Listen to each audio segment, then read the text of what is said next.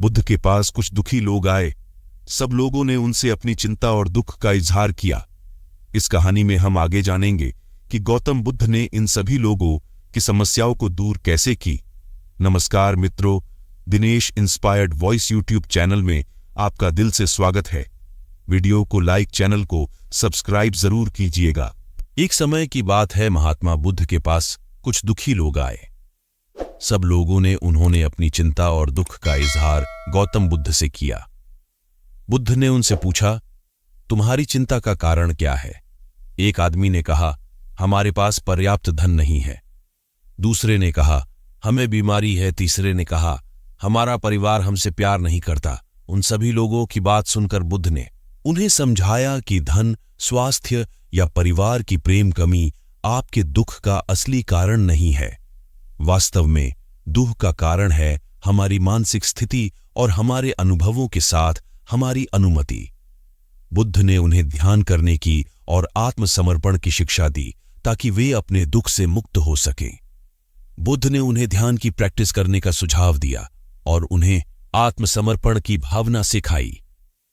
बुद्ध ने कहा कि दुख और सुख दोनों ही अस्थायी होते हैं और सत्य सुख केवल आत्मा के अद्वितीयता में पाया जा सकता है। उन्होंने उन्हें ध्यान और अनुशासन की महत्वपूर्णता के बारे में बताया ताकि वे अपने मन को नियंत्रित कर सकें और आत्मा की शांति को प्राप्त कर सकें।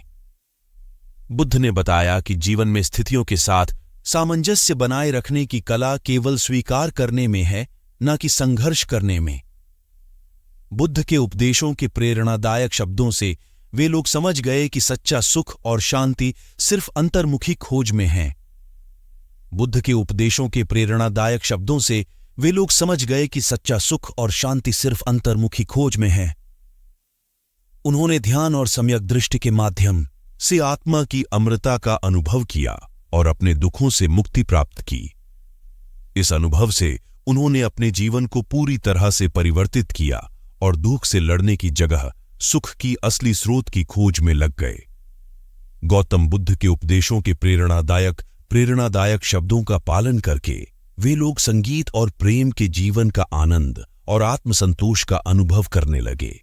उन्होंने समाज में सकारात्मक परिवर्तन लाने के लिए भी काम किया। वे दुखी लोगों के साथ साझा करते रहे, उन्हें उत्साहित किया और उन्हें ध्यान के माध्यम से मन की शांति की ओर प्रेरित किया।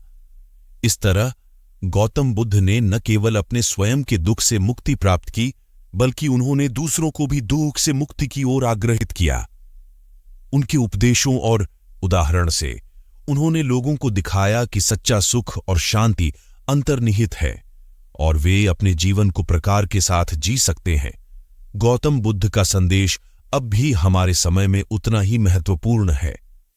उनके उपदेशों के माध्यम से हम समझते हैं कि सच्चा सुख और शांति हमारे अंतरात्मा के अंतर्यामी में ही मिलते हैं। ध्यान, सम्यक दृष्टि और सहयोग के माध्यम से हम स्वयं को और अपने परिवार और समाज को दुख से मुक्ति प्राप्त कर सकते हैं। इसके अलावा बुद्ध के उपदेश हमें सहानुभूति, समझदारी और शांति की महत्वपूर्णता को भी याद दिलाते हैं, जो हमारे जीवन में स्थिरता और समृद्धि लाते हैं। मित्रों, कमेंट में नमो बुद्धाय लिखें। धन्यवाद।